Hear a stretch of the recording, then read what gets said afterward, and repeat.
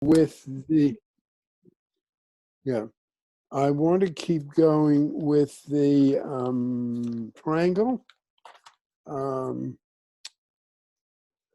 about which I'm very ambitious. Just to share, I had a conversation with a colleague of mine today, and he's completing a PhD, last stages of it.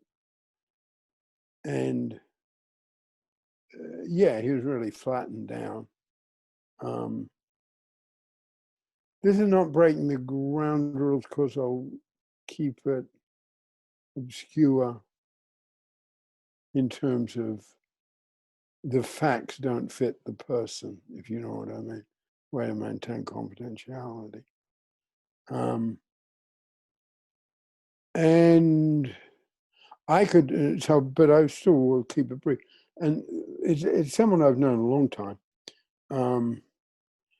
I could see the accepted effort slipping into the rejected effort. I could see it as was almost like, looking at something on the screen. So it was just a use of the tools that could come in, and I could just say, Harry, it's on the Pellin YouTube channel. The last 3 sessions were on the triangle.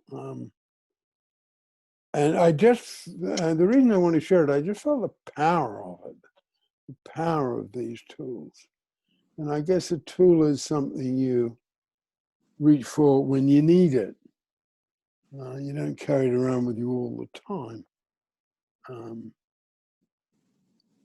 And this is particularly, as I said in the other sessions, pardon me,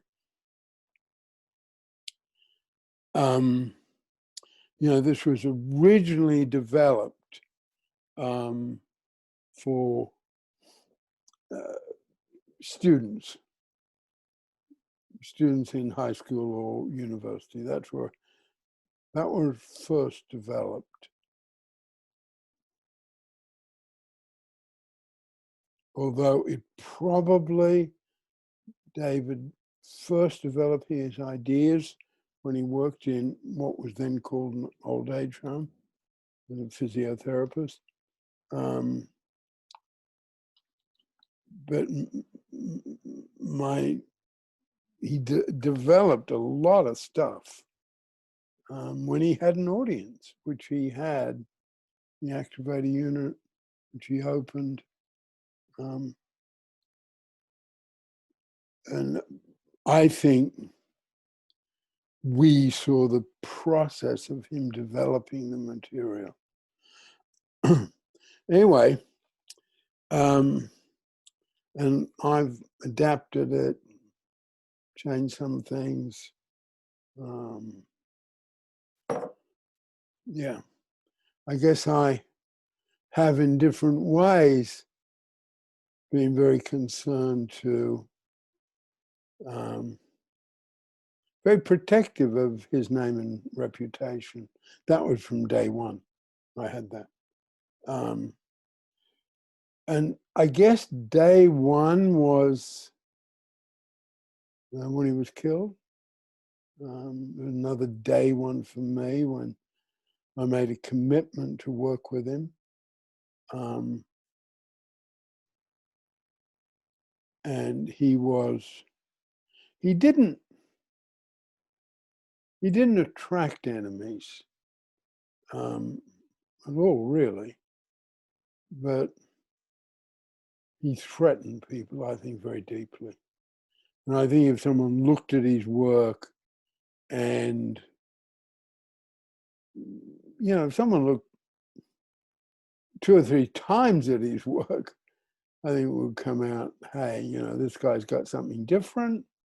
This guy's got something that might be really important. And perhaps I could learn from him.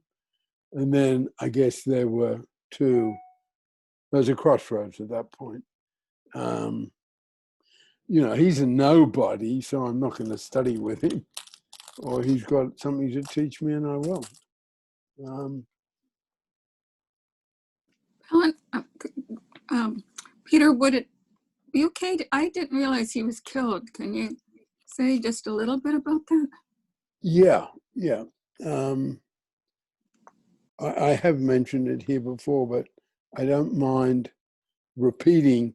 I very deliberately tell the story more than once, because when I'm gone, I want the story to be remembered, and partly I want the story to be almost immersed in the material. So I never mind the questions, and I never mind repeating it. He was killed in a pedestrian accident. He was partly blind, and he was crossing in a pedestrian crossing. And as I have said another time here, he was hit by a kid in a sports car. The young man was an attorney. Vic. What I remember hearing, just from the moment of David's death until the funeral happened, and Peter, again, you can confirm or say this is not true, but we all knew that when David, other than being in the unit and just being in his shirt and trousers, he would have this old coat. You're frozen, Vic.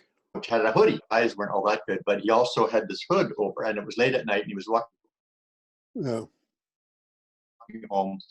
And I had heard, and again, this is totally subjective, I had heard that he didn't see what was coming. Yeah. Have we got sound? Okay. I can hear now you, muted Peter, again. Okay. Victor, you're now muted again. Yeah, it was sort of like that. And, it was a terrible shock. Terrible shock. He was, there was an ambulance. He was rushed to hospital, and his wife was there soon, but he didn't last very long after that. He was 55.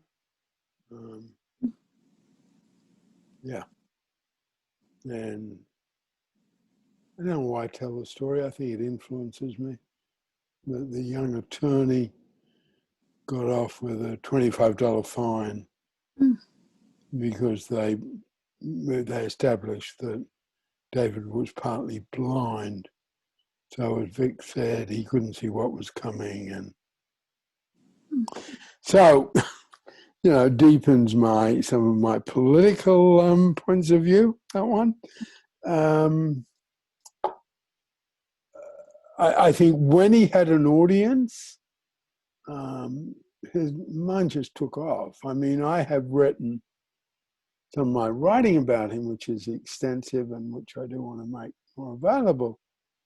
But I'm quite convinced that at time he made up some of the stuff on the spot. Okay. Just on the spot, he held his finger, you don't understand threat to authority. You don't understand. And particularly, he did a good job. Yeah. And particularly, the hugely important moment for me when I made a very big commitment to him. I had no idea when I made that commitment that the person who would get the benefit was me. After Martin Luther King was killed, 4th of April, 1968. And I went, and he and I had a parting of the ways, as I've said before. So this was, Vic. I have a question, Peter, if you can, since we've got onto this topic of Dave's passing. I remember you. Excuse me if I get a bit choked up. I remember you in the unit. I remember this You're choking up. Me person who too. was a social worker. And I remember you, and you had a little bit of a luster about you in my mind, right? Because he's a social worker, and there's David. But anyways, I wanted to ask you very briefly, if I could. Did you have Pellin Italy underway before David passed, or even conceived? And can you tell us maybe a little bit about that, if you'd like? Yeah, well, I studied with him. It's hard in some ways to look back from it, but it was a very expansive time. The late 60s, early 70s of the last century. It was a very expansive time. And I'd studied very extensively with him. But before I met him, I worked as a social worker in prisons. And I got to the point where I was burnt out. I didn't want to do anything with people ever again. That was my thought. And I had this sort of crazy idea that it almost came out of nowhere, that I developed this. I'd run a small hotel in southern Italy. That's what I would do. And I saved money for that purpose. And then I met Dave. And I saw that I had purpose in working with people. All his stuff sort of just resonated with me, okay? Very quickly, and he told me over and over again, if you want to destroy someone, just put them on a pedestal and wait, okay? No, he didn't put it that way. He said, if you want to destroy someone, turn them into a hero and wait. So he's essentially saying to me, don't you turn me into a hero.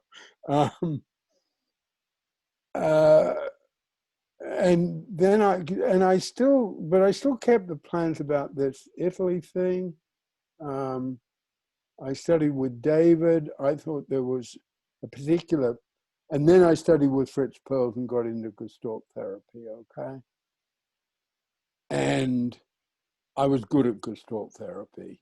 So I rather quickly had some, being absolutely honest, in some spots, I rather quickly had some fame around that. And on the back of that, I got people from America, places like Ohio, where I first met Cease, and Michigan, particularly Ohio and Michigan. I got a following in terms of the way I did Gestalt therapy. And on the back of that, people came to the first program I ran on my own,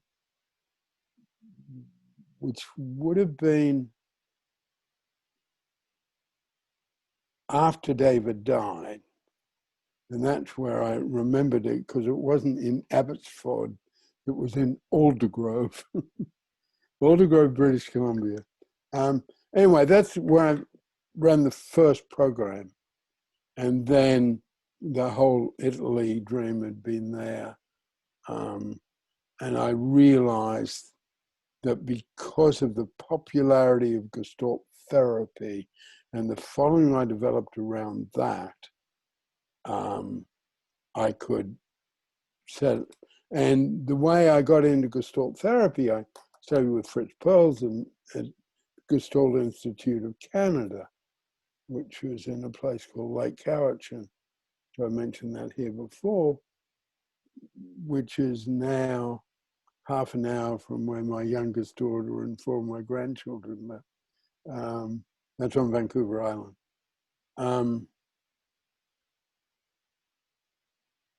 So it's looking back. So it's a bit complicated in a way, because the way I set up the Pellin Institute was on the back of Gestalt therapy. That got the people to come.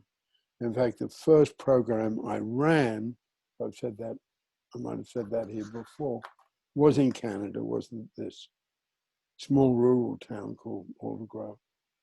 And it was a month-long residential program, and at the end of the second day, a lot of people came, about 25, 30 people, and at the end of the second day, someone stood up and said, well, Peter, I'm speaking for the group, and there's something we want to say. We love the way you do Gestalt therapy, but we don't like this Dave Pellin stuff, okay? Gulp. So, and that was really unanimous, except for two people. I remember who they are. Anyway, I won them over. Yeah, I won them over. But it's a sort of funny paradox, because I could have called it the Fritz Perls Institute, and I knew that would have been the better thing to do in terms of making money. But there was never any question in my mind. It's the Pellin Institute. That's a history of it. So thank you for the opportunity to say that. David, regarded the side of him that I didn't really follow, and you did, Vic, more than me. But he did have spiritual beliefs that he didn't always share. And I think he believed that he didn't have very long to live. He referred to that at times. And he believed that, he was a reincarnation of somebody else and things would follow in this path. That's not the side of it. I guess I can say that I have a feel for.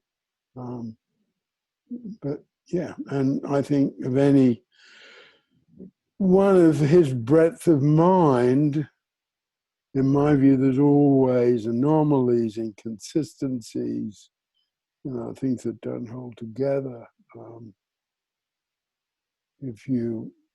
But he developed something, in my view, like nobody else, where his material could be used as a criticism against him.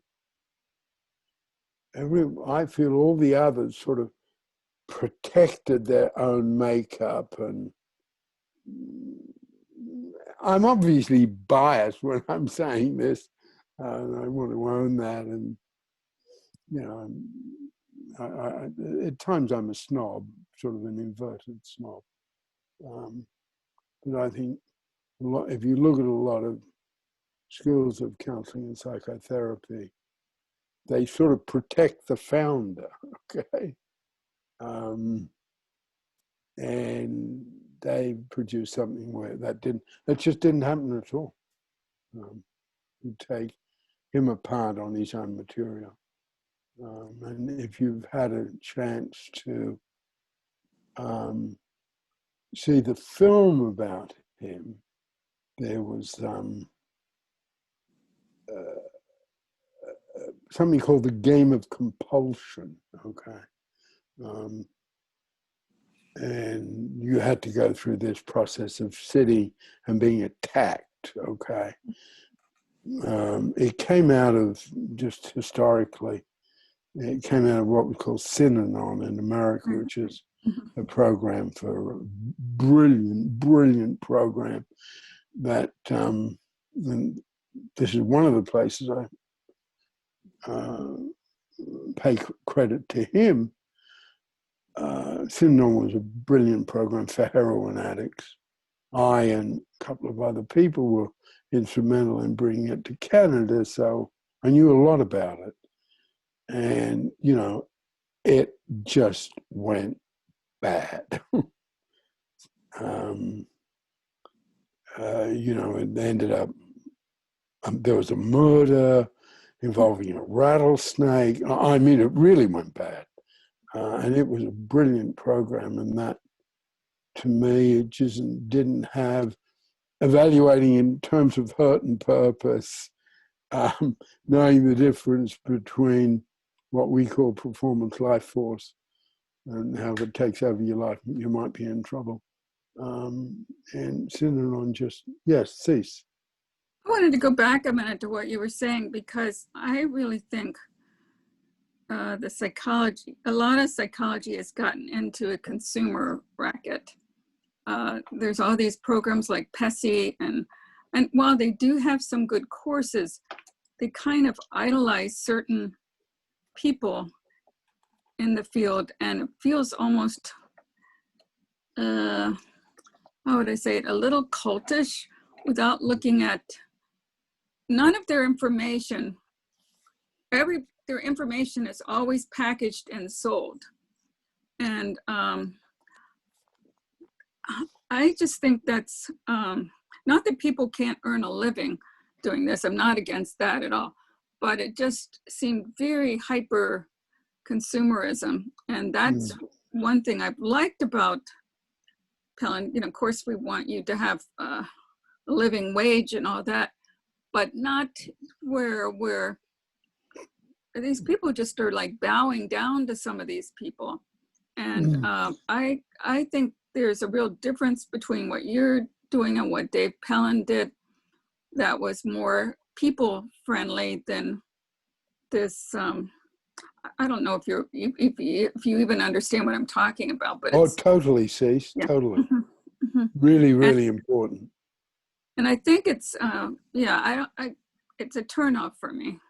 Yeah. That's not the way therapy should be. I don't think that's the way it should be. Shouldn't be marketed like that. I really appreciate you saying that, because I'm not up to date with that, okay? You know, what the latest thing is. Yeah, Cynthia. Well, just something that I wanted to say as more of a consumer. I mean, and somebody who's worked with social workers, you know, as colleagues and stuff like that. There's something different, and I mean, I knew when I was first exposed to it, you know, through Mary, but there was something different about it. There was something real. I mean, I'll admit it sounds bad, but you know, a lot of times when I would hear the psychologists and social workers, it just sounded like a lot of babble. I mean, because you know, in astrology, there's a very sophisticated system, and a lot of it just sounded very, I don't know how I put it, but the minute I got exposed to Pellin's, particularly the accepted and rejected tasks, it was eye-opening. It's like, wow, this is something that's real. This is something that you could pick up and use. And this is just from somebody who saw it, who's not been, who's seen it. There was something different. Like in particular, the whole being told, well, you know, yeah, you just deal with. I don't know. It just felt something real, something solid, something useful in a way that a lot of other theory and stuff doesn't. I mean, I know maybe this goes to the caring life force and stuff. To me, whenever I would go to a counselor or a therapist for something, the times that they were most effective is when they sort of dropped the whole therapy and just interacted with you as a human being. And Pellin seems to be just interacting as a human being. I don't know how to explain that, but so I don't know if that's helpful. The points you're bringing up and the points Cease brought up, and I hope it's okay with everyone that we're spending time on this. I can hear Mary saying, that's the topic, the right side of the triangle. I will get to the right side of the triangle. But these are really important to me, particularly as we're moving forward. And just to share with you, and this again is, you know, I want to be sort of part of the legacy and the story. I didn't like Dave at first, and I had this other plan, okay, which, you know, you've given me the opportunity to share here. have this small hotel in southern Italy. So I was holding down 2 jobs and saving money as fast as I could to fulfill this dream. And my boss, who's in the film, a man called Merv Davis, and he didn't quite want to employ me, and I had a really good reputation, but because of this plan, I wanted 2 jobs, okay, to save my money for my hotel, small hotel. But I also want to work for Merv because he was the most innovative person around, and he wasn't that keen on me. And that really, you know, aren't you seeing my talent? But he finally gave me a job. But then he said I could keep my job if I put together a grant that raised enough money for my salary. Thank you very much. And I sort of did that. Looking back on it, it was a funny time. And because it wasn't in any ways, it's never as neat and tidy when you're going through it as when you're telling the story about it. You know what I mean? And then he sort of made it conditional on me staying there, that I would study with Dave Pellin. Okay. And this guy, Dave Pellin, had come in and had coffee with us once.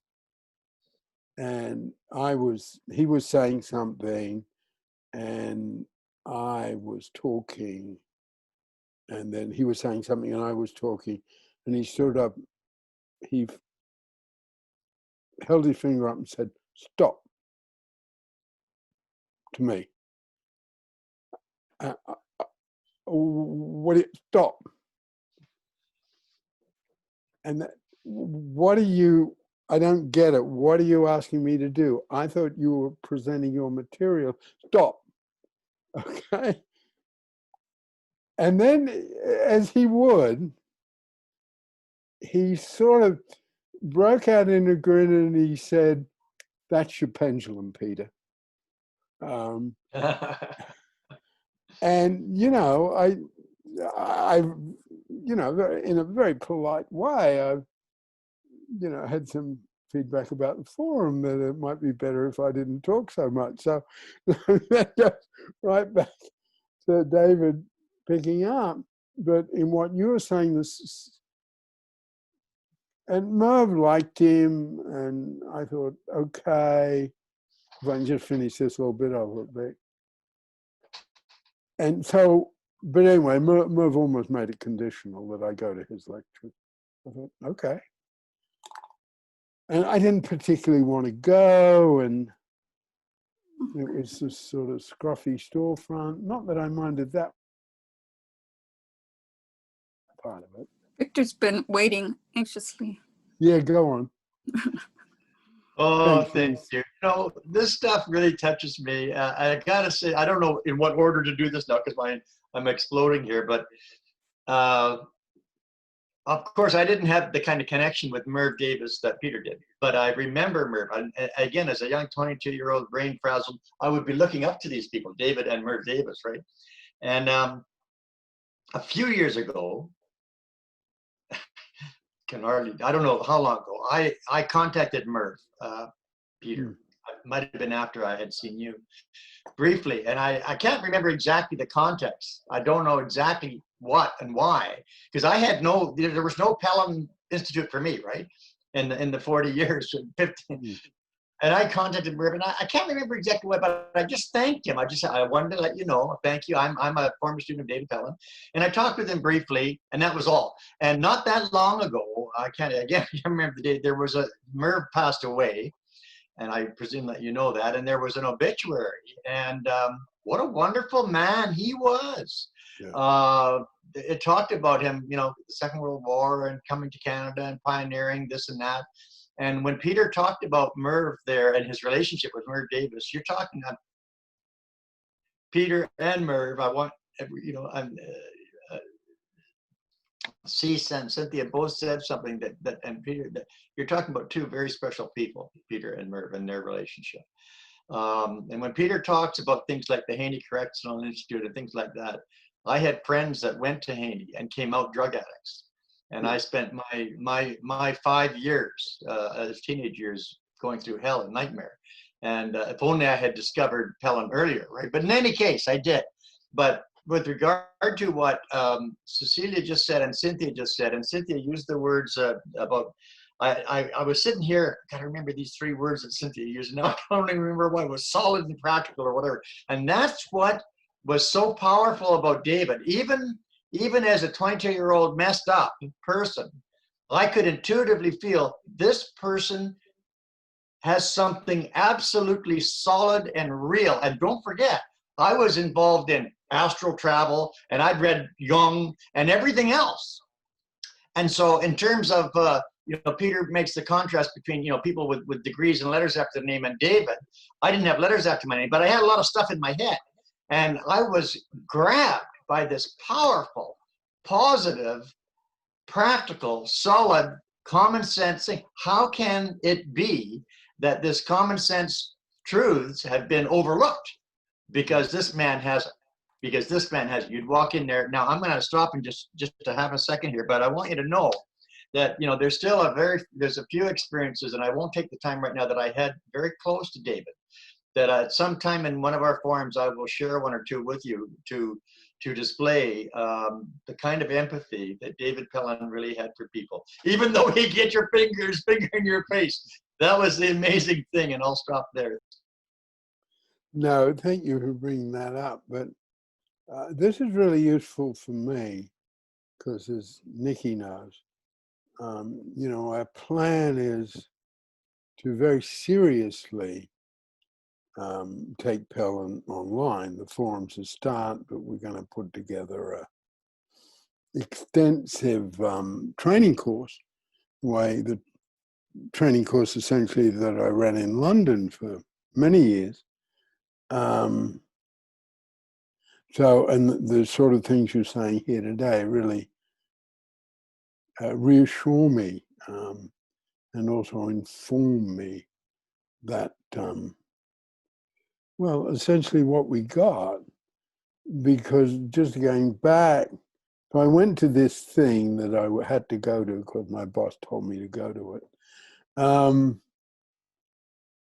And it took, and I was skeptical. I'm a very good critic when I want to be. It's not a particularly good part of me. But I can sort of take systems apart, and I've got a background in sort of philosophy and political science, and it's not that hard to take systems apart. So I was sort of pretty sure in my own shy way, and just that, pretty sure. And because of the fame of the place I worked, which was famous for a while, the Haney Correctional Institution, and for a while it was very, very good, before it stopped being good. All the giants of this field came through Vancouver, and they came and gave us a couple of days training. They came through Vancouver for professional conferences. Americans love Vancouver and love British Columbia. Can't get enough of them. So I had been exposed to all these big guys, Maslow, Rogers, Pearl, which later became all of them. They all came through Vancouver. They all came out to our place because it was a bit of a bit glamorous for them, as well as doing a professional conference. They're also doing some training in a prison. Okay, it sort of fit together. And they had the answer, right? Whether it was, Carl Rogers or Maslow or others of that stature. And then I sit at this guy in his scruffy little place, and he draws on the blackboard with his pencil. He draws the line. That's the whole truth. And then he says, any of us have only got a little bit of it. And I thought, that is I knew like that. That is a degree of intellectual sophistication that these big names do not have. And I think that relates to what Cease is saying. It sort of relates to what you're saying, Cynthia. This is solid. And the other thing, and I think it relates to your point, Cease, the other thing that somehow or other he said quite early on, he made the distinction that we call, in my new words, before between the performance life force and the caring life force. And that, like, because I'd struggled with this, how come senior psychiatrists are not as good as junior psychiatrists? How come senior social workers are not as good as junior ones? How come these famous people, as clinicians, aren't that good? I sort of couldn't get it, okay? And then he just laid it out. You know, they lose stuff, touch with their caring life force, the quality of the work goes down. They get pulled into what Cease was calling, you know, marketing it, being fashionable, being successful. And, you know, I now have that, I don't have it in front of me, that little gadget, you know, the colored circles. They're yellow, you know, the yellow get squeezed out. And he just, it was sort of like, yeah, I don't use the word, and I don't know what I'm going to do, you know, my time of life and all of that, whether I will use the word or not. But I had no doubt in my mind that this guy was a genius, and I had this enormous luck just coming across him. I didn't have any doubt about that. And I haven't had doubt about that since. It ends up being a funny way to talk about him. So I talk about, you know, the depth of his mind and the originality and all of that, you know. Unsung genius, I learned fairly quickly. You set yourself up to be knocked down. So, you know, in some ways I've been pretty careful. But I, in my own mind, and sharing with you, and I don't even know if I'd say this if we had, you know, 12 people here today instead of 5 of us. And I know I wouldn't say it was 24, but I had no doubt he was a genius. I had no doubt there was something about this guy's mind that was really, really extraordinary. Yeah. So the things you're saying are really useful for me in terms of taking it forward. And Vic knows this because, yeah, Cease. Oh, not. Yeah, I visited Merv Davis years and years later, towards the end of his life. And I wanted to go and see him particularly. That was the same visit to British Columbia where you got in touch with me and where I saw Dawn. And I went to see Merv and because I wanted to ask him one question. I mean, this is really true. You know, was Dave as important as I think he was? Because given that, you know, I've said it to my kids at times, you know, I've devoted my life to this guy that no one's ever heard of. And Merv said, yes, he was. But it was the universities. The universities closed him out. And What was that last sentence she said? I didn't quite hear it. It was the what that was? I asked Merv the question, was Dave as important as I think he is? And he said, yes, without question. And I said, well, why isn't it recognized? And he said, it's because the universities have all the power. And he wasn't part of the university system. That's what I got from him. And I guess I can say it here because it's small, but if it wasn't for me, his work would have disappeared. And that really feels strange, okay? And even what I'm doing with the triangle and, trying to bring it back and blah, blah, blah. Just very quickly, again, I've spent, I guess we're talking, I never get over this, 50 years, carrying Pellin's poems around and not having somebody like Peter around. If I recall right, and Peter can fill us in here, immediately, well, so shortly after David's death, I believe Dawn, his wife, tried to do some lectures at UBC to carry on.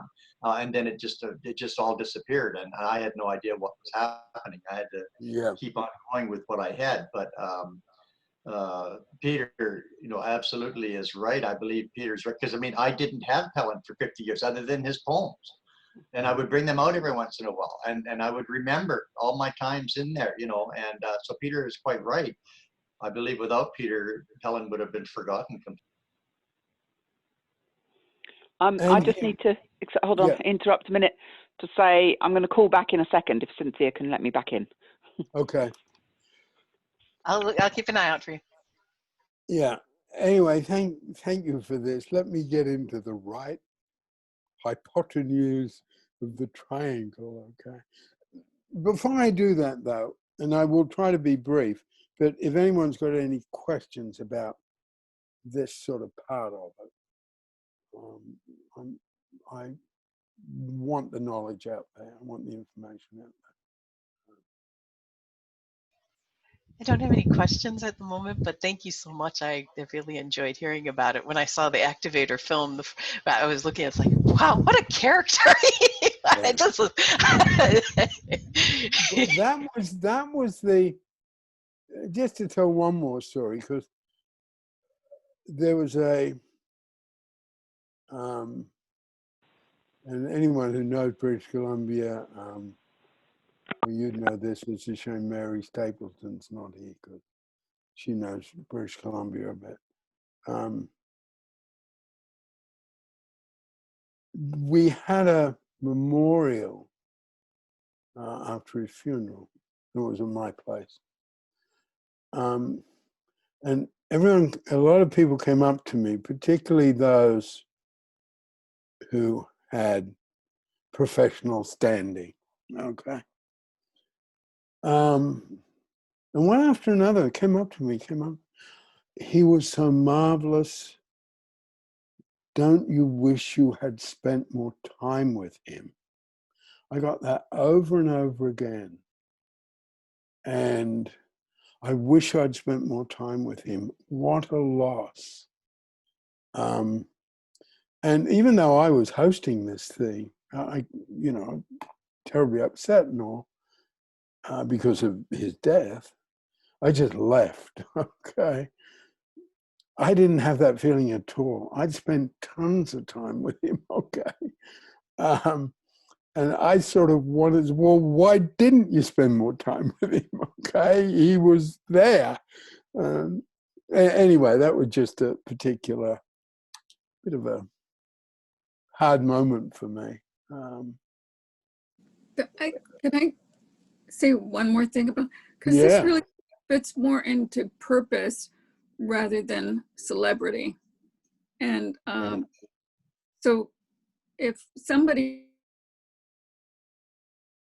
goal is a whole different goal than maybe their purpose, and where I'm going with this, but I'm just thinking of the farm workers that we down in Florida. There's just the most brilliant guys and women in that, that are doing all these things, just amazing work, and they look at the whole industry, the food industry, top to bottom, and the chain, that all the social things. I mean, they are brilliant, but they're not at a university.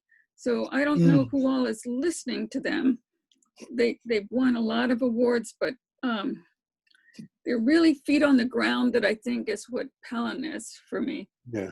The feet on the ground, butt in the seat, you know, all that kind of stuff. Where you're there, you're not looking at it from afar. And I think it's so personal that that's what makes it very effective for me. And Thank I think you. that, yeah, I can see the analogies of these, I don't know what you call them, but they're people based. Mm.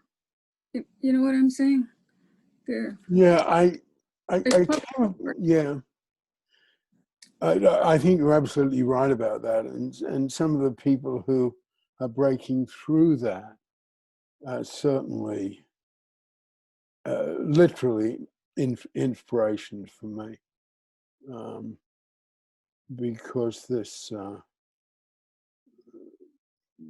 young, in terms of my perspective, but not from hers, because she's 44, this young woman who's, I said it, didn't I? Who just got elected, is going to be elected to Congress from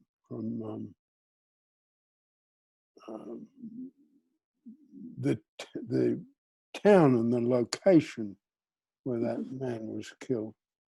And she gave, Stacey Barr, maybe? Yeah. Like that. The second name, surprisingly, is Bush. Okay, Bush, that's right, Bush. Cease Bush, I think her name is. She gave a speech and she said, and I think this touches on what you're saying, Steve. I come from a district where there's a lot of poverty, etc. And then she said, I will be representing the incarcerated. I will be representing the recently incarcerated. Okay. I will be representing the sex workers. And I thought, my God, I don't think anyone said that in preparation for their campaign to win an election and go to the House of Representatives. And she said it. I will be representing the incarcerated. I will be representing the recently incarcerated. And I think, and this is what I want with Pellin going forward, I think there's something really important for me, Cease, about what you're saying. And I appreciate it. And I appreciate having the time here tonight. Because someone has said the way she is talking, she's not an elite looking down on these people and doing a research project on them. And a couple of people who I admire, political commentators in America, have said all the people we talk to are wealthy. They're the top of their profession, or they've got this, they're all wealthy. She's coming along and saying she's not wealthy. I think it might be the case until she's sworn in. I might slightly be exaggerating this. I don't think so. Until she's sworn in, and this doesn't apply in England, something we never have to worry about, literally never, or in British Columbia for that matter. Until she's actually sworn in as a congresswoman, she doesn't have health insurance, okay? Something's changing, I hope.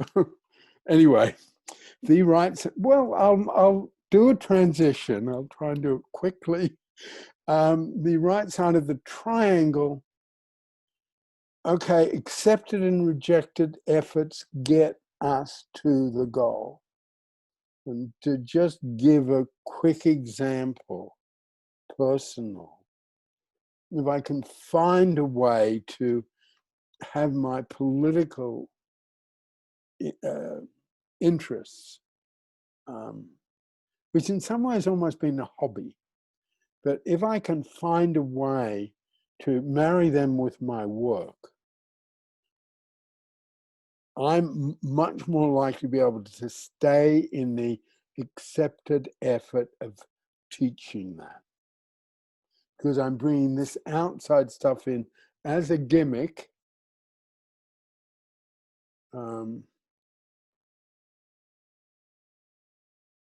And it is making the slightly vulnerable accepted effort of, teaching the pendulum, teaching purpose. I've been doing it for years and years and years.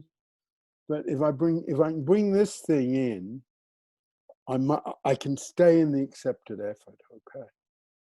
If I'm just doing the same thing over and over and over again, without bringing a gimmick in from the outside, the chance at my age of that slipping from the accepted effort into the rejected effort is very, very likely. And, we're saying that the rejected effort is a real killer. So that's sort of one example of it. So the base of the triangle is we're heading towards a goal, and the left hand hypotenuse, this one, we're assessing, which we looked at last time, we're assessing what is the effect of reaching that goal, okay? And that's a big one for me. I've done all this work in fostering, okay? Tons of it. But there's some sort of personnel difficulties around it, okay? But some people, it's sort of taken over my life a bit. I say sort of, I've sort of fell in love with foster kids.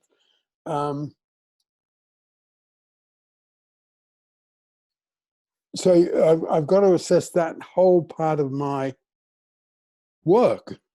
Okay, I've reached this goal. I've got this foster caring material. What are the effect of that?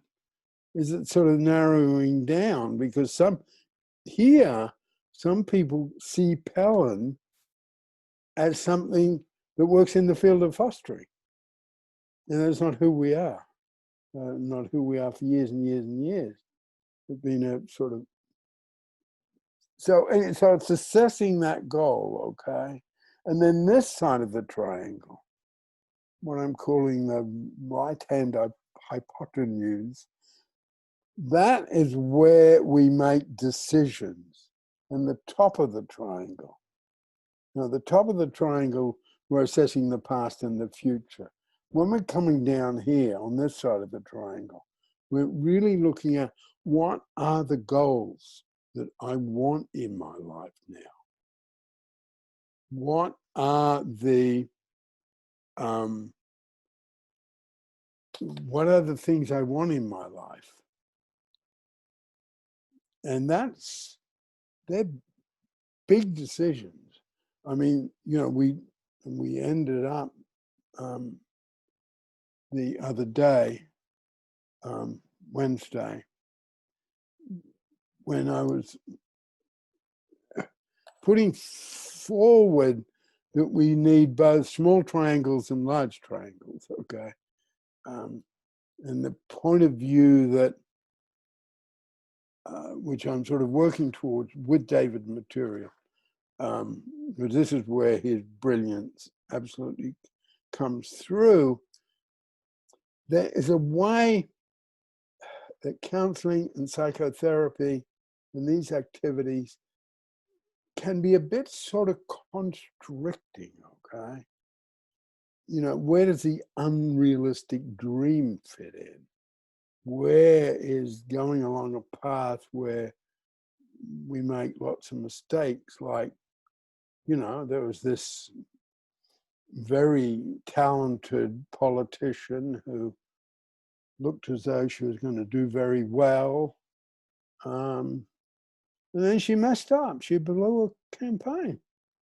You know, I mean, Kamala Harris looked as though she'd blown it, okay?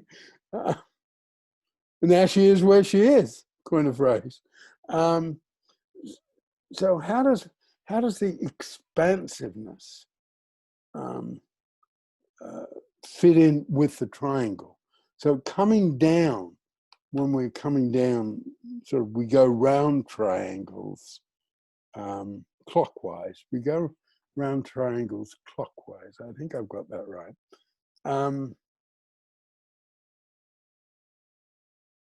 So, okay, I need a realistic triangles to go around. You know, how are you going to get the stuff written and really tidied up for the Pellin online training course? But then the bigger triangles of, you know, where's my sustaining purpose? Or can I make a major contribution? Can this whole group of people, if I'm correct, Cease, go up or up and down the east coast of America as migrant workers? I think it's the case, and they're immigrants and they're from Mexico, so they're, you know, these people to be very much looked down on. And yet I think it's the case, without them, America doesn't eat. You know, they're pretty, you know, the crops aren't going to come in. And, you know, you have these leaders who, I guess on the one hand, they're doing their on-the-ground organizing of wages and facilities and bathrooms and conditions and schooling for kids. But they've also got a wider vision. And they've got a wider vision because, if I'm correct, the organizing of that group of people started the other side of the country. It started in California with Chavez, and then it came. That's a pretty big jump. So when we're making decisions on that right hand of the triangle, I think, you know, in terms of Pellin, we are looking at purpose. We are looking at, and in looking at purpose, we are looking, you know, how can we make a nourishing contribution? And one of the ways we bring that together in Pellin is our little slogan, which is the best way to heal is to contribute, and the best way to learn is to teach. So we're saying that it's the contribution thing that works. Therapy gets people to the place where they can make a contribution that works for them. And that side, so that side of the triangle, which I'm calling decision, that's very large. And this is, you know, I've got the freedom here to say it. This is some of the genius of David, because that question of making decisions on the right-hand side of the triangle and how that relates to purpose affects teenagers. And that's where I have a passion for foster carers, foster kids, because they don't get the input that kids from a nourishing family get. But they're making decisions about their future, and the triangle is really useful for that. You know, if you're going to aspire, yeah, Vic. No, I don't. I hope this connects in a way I'm just going to quickly throw out something about a person who was important to me at a certain time in my life. Nothing to do with David, but maybe there's a connection here. And that's a guy named Richard Nelson Bowles. He wrote this book, "What Color Is Your Parachute," which became the world-renowned job search career change book. And in New Zealand, I published a little tiny book, How to Find a Job, and I corresponded with Richard Nelson Bowles. And so here was an interesting man. We talk about David, how David, what's the word, ascended to, we can't say the top of his field because we're saying he didn't have any letters after his name, no degree. In a sense, he didn't have a field, but he stood out. And Richard Nelson Bowles stood out from all the other people about job search. And one of the things that Richard Nelson Bowles said, he was an Episcopalian person, I believe, and he said this, and this is where I'm trying to connect with Peter, the triangle and the purpose. Bowles said, and according to his religious belief, that people have a calling in their talents. Now that's an interesting phrase, and I relate it to what Peter's saying about the triangle and when he's talking about evaluation, because the other big concept that Bowles emphasized was what's called transferable skills.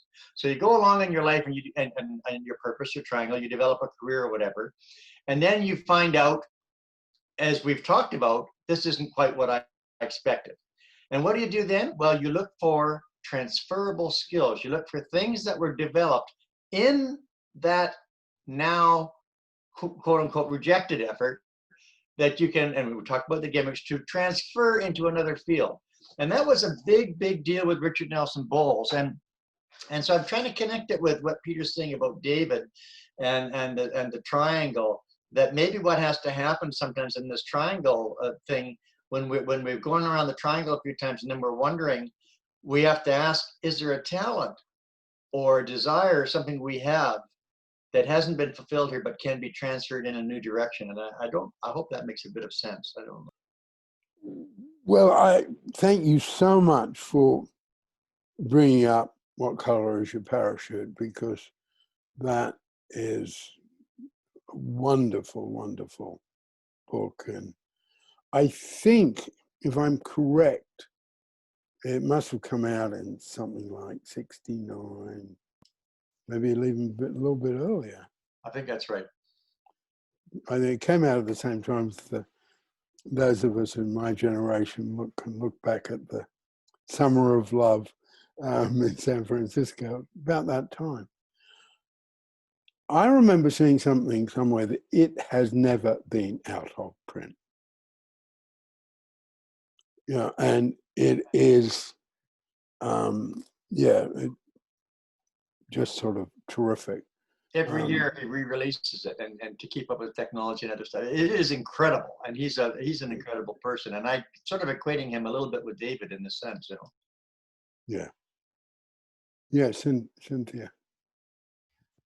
Thank you for saying that, Victor, because it's not necessarily related to what you're saying, but it is related to something I'm going through. And actually, last week when you talked about audacious goals, two things. One, in terms of the audacious goal, I'm not just trying to be an astrologer. I'm actually trying to found a new school, a new way of looking at things based on, it's complicated, but David Pellin's a real inspiration in that, being willing, and that's scary. But also what you talked about, transferable skills, fits into this, because part of mine, and I've been noticing things have been rejected efforts that I really want to do, but they've become rejected. And then I realized, and I was feeling overwhelmed. And then I also realized I was afraid. And part of the reason I was afraid is like, well, I've already failed in 2 careers. I failed or at least, I have the sense that I did. Really what happened probably was, well, teaching was probably a rejected effort from the beginning, and being a lawyer became a rejected effort. Now that I'm listening. We also had the recession and all that other stuff, but it became a rejected effort. But, so I'm thinking, gosh, what am I going to do? Am I going to start another thing? I'm going to fail this too. And this is something that's in my heart and what I've wanted. And, and so, But when you talked about transferable skills, I mean, I remember when I was a lawyer, things I had learned as a teacher came into, particularly when I represented children, and or parents who were also dealing with children with special ed needs and that kind of thing. And then as a lawyer, I mean, I do use a lot of the skills, being able to write, being able to, and even including what I'm trying to do, being able to persuade others that I have something. People who are top of their field. And I mean, I know astrology is seen as, but there's a whole politics and there's different types, and what I'm developing, I think, can cut through a lot of that, but there's going to be resistance by people who have authority, and I've already dealt with some threats to authority in this, what I'm doing. But it's, so anyways, thank you. That really just helped me with cutting through, like, okay, no, this isn't a fail. I mean, yeah, I didn't do as well as I did, but I did it for a while and I got skills. So it's not that and I also got skills about knowing how to run a business, even though I didn't, I had problems, but I do know how to run a business now. And I know what went wrong. So thank you. That helped me to reframe this whole thing that's been in my head about, am I going to just fail again? And it's like, no, I have skills from these activities and now I'm doing something new. So thank you. Thank you for that. Yeah, David, not so much about failure, but there are a lot of young kids around him. And, people would say they were lazy. And he would say, there are no lazy people. They're just people who have not found their accepted effort. And I've always thought that was marvelous. So there are no failures. You're just looking for your accepted effort, okay? Yeah. So in terms of the right-hand side of the triangle, we're looking at goals, short-term, middle-term, long-term. And that's where, and it would be very nice as these go forward, because last time I talked about the life goals exercises that comes from time management, and be nice to bring that in and to bring parachute in. Yeah, because, and then I think we've got which to me is where, I still have a very big yearning for my work around foster kids, because to me that we can develop this material so it's life skills for kids who don't automatically get those life skills at home, because whether it's emotionally or financially, kids grow up in nourishing families and they get a whole lot of unconscious triangles, a whole lot of unconscious lessons about how to have a successful life.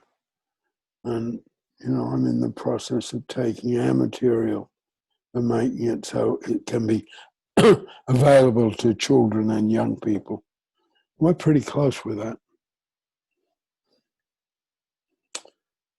So we're coming to an end. I'll go first in ending up.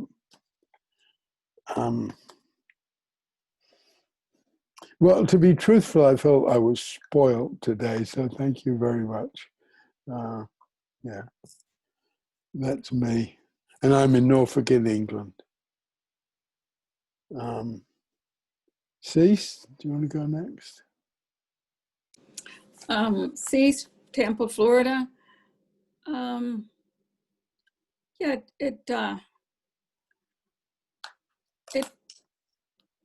okay, just real quick. I wrote a number of years ago, I wrote a book on moral injury based on some of the, from a Quaker point of view. And it's a small book. I don't think it's about like this, but I missed the title. It's called it's related to moral injury. I think there's a bigger title than that, but if you look at my name in moral injury, you'll find it. And it was based on the research that I had read and my interactions with veterans in my practice, and also with ex-combatants when I was in Africa and some other places like Colombia. And the idea, you know what moral injury is, right? So, but I felt like I never, I think it was a good book. It's actually, I don't know what you would call it, booklet. No, it's more than a booklet. But anyway, I have some of those, you know, I'm not a professor. It's not a big, all the money goes to Quaker House. I have some mixed feelings. I don't know how to explain it here, but it's kind of on the road that we're talking about, that being able to appreciate my efforts, even though maybe other people don't.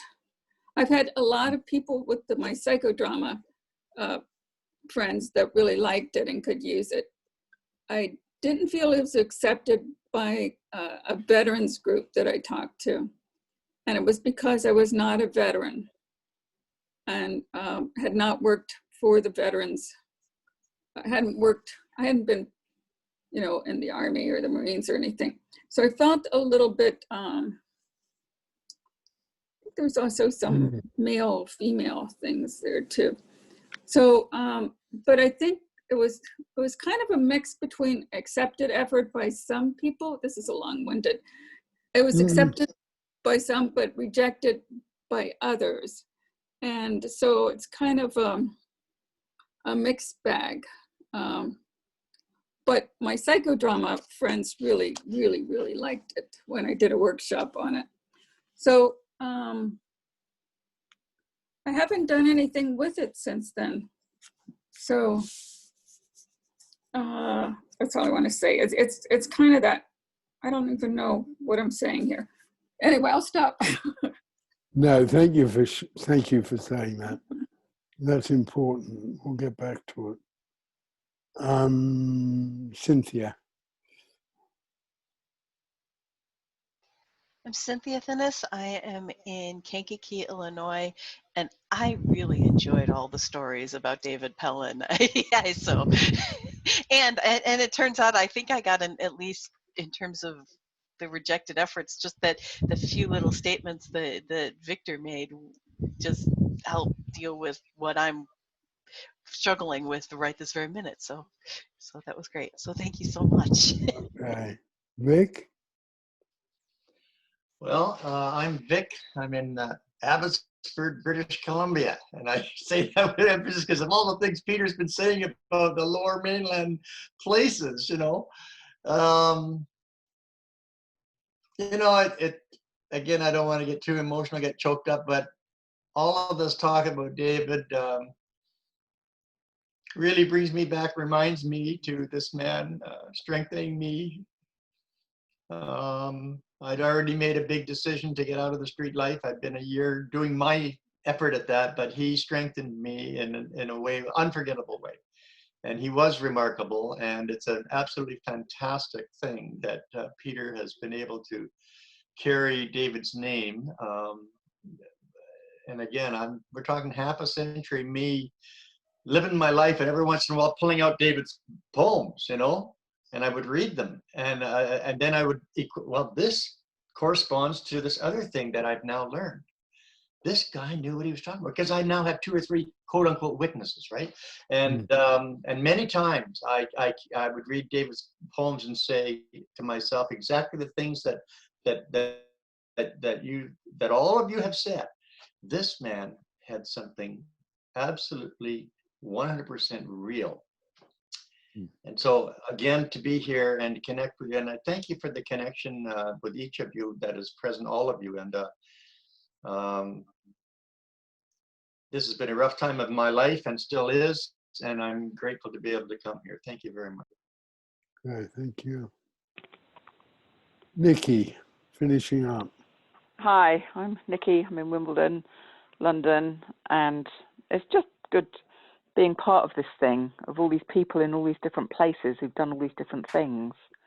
I find that really interesting, and just, you know, somebody flinging in, oh yeah, you know, when I was in Africa and Colombia and when I wrote this book, and, and I knew this person and that person.